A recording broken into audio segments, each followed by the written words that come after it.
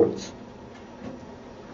Most Muslims will tell you all sports are okay, no problem. The Prophet ﷺ encouraged his companions to involve themselves and participate in activities to build their physical strength, and competition is fine. Is that true?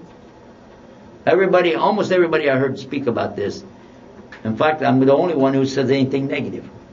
But I'm going to ask you a question. How much time are you spending with sports, and especially when you're watching it on TV?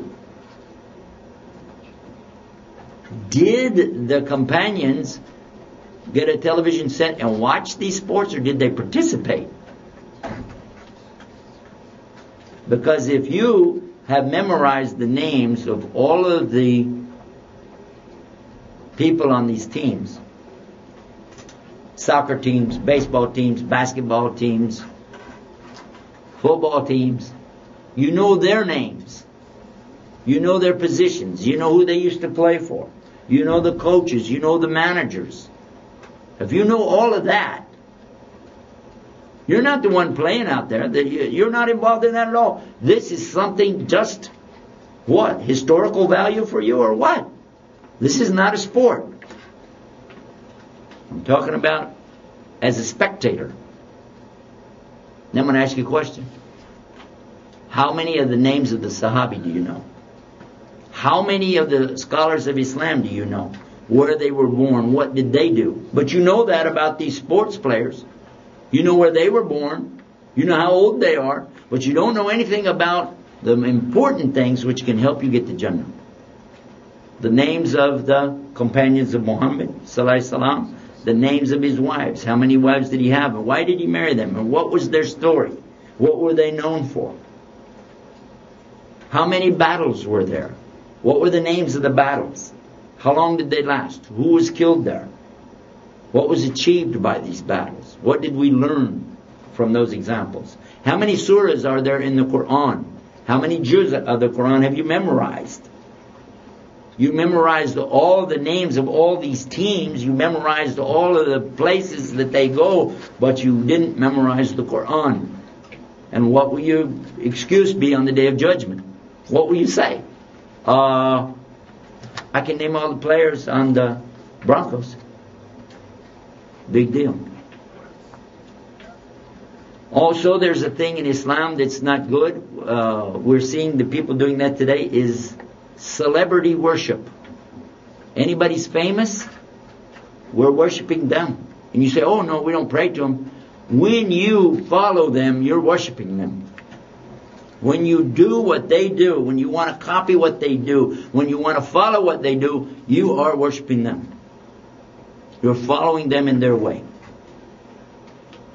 And the Prophet ﷺ warned us about that, real clear. We have to be careful about that. You asked about video games. Some of the video games are okay. In fact, there's some that I like. But some of them are very much not okay. It's up to the parent to watch this and look at it and see. And if you see that the images on there are of humans, especially they're, not dressed right or bad, or they're doing very evil things, killing each other, what is that? This is not something we want to encourage our children with. So you have to really use discretion. And sometimes it's easier to just say no all the way across the board than it is to say, well, you can watch some stuff, because what's going to happen is the children will take advantage of that real fast. They're going to figure out, on this night when mom has to go somewhere, Mom, can I watch just certain kind of TV? Sure, go ahead. And you're going, what are they going to do?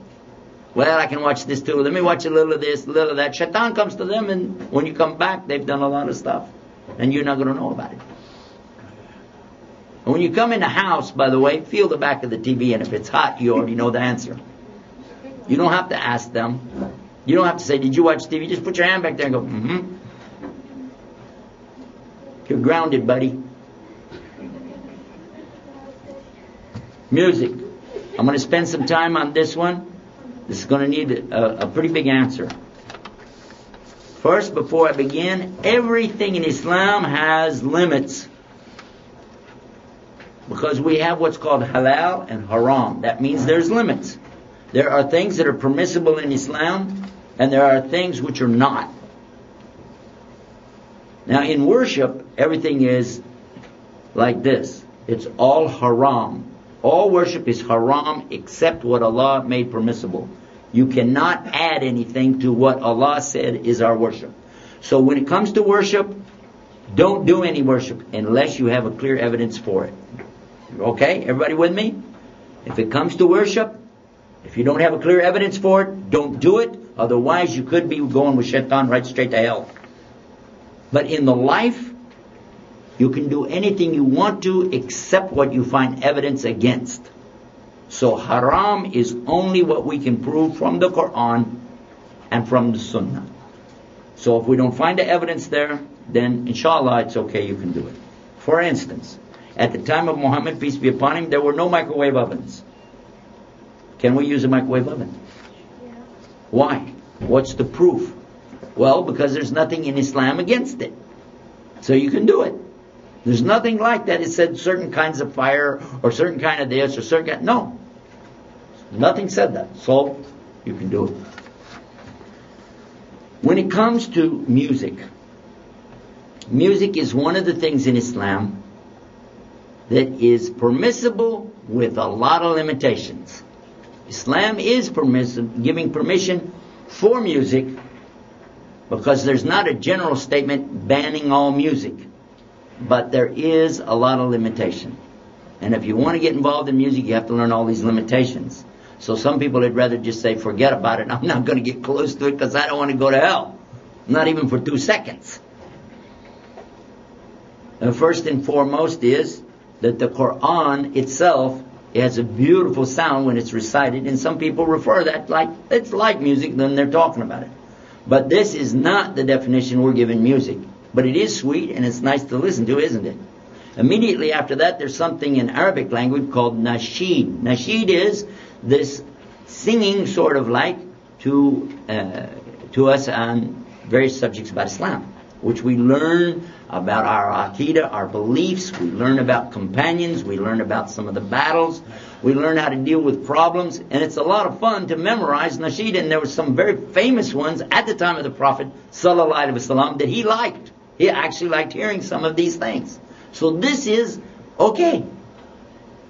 But the content, what is being said, you have to know what it means so that you're not saying something that's against Islam. So don't just memorize something in Arabic and you didn't know the meaning. Make sense? You need to know the meanings. The next thing about the music is that a lot of times to keep rhythm, you have to tap on something. You tap, keep a rhythm going, and then you're able to maintain this as a rhythm ongoing, keep it even. So then people will want to pick up drums. Well, they did that at the time of Muhammad too. There was a particular type of drum called a duff, which we call a tambourine, only the tambourines today that we find have bells on them. This isn't what they had. That's not permissible. What's permissible is the duff or it's a skin stretched over the top of an opening, sort of like a tambourine. You can tap it. Boom, boom, boom, boom. And they used to use it like marching and things like that and sing their nasheed while they marched and boom, boom. And that's okay. But what you're going to find immediately is Shaitan going to tell you, well, if that's okay, then all drums are okay. And drums, oh my gosh, today they have drums that actually play music.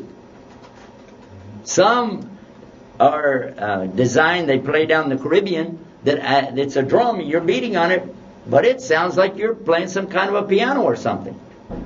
They have many types of instruments today that are percussion that actually produce all these different sounds and tones. And if you said, well, that's okay, then why not the piano? The piano is a percussion instrument.